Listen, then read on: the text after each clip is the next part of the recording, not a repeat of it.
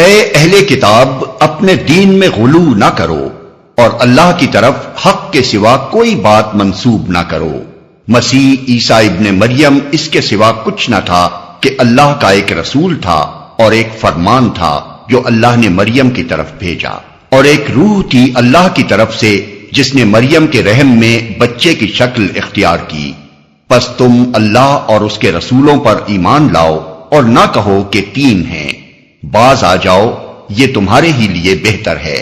اللہ تو بس ایک ہی خدا ہے، وہ بالا تر ہے اس سے کہ کوئی اس کا بیٹا ہو۔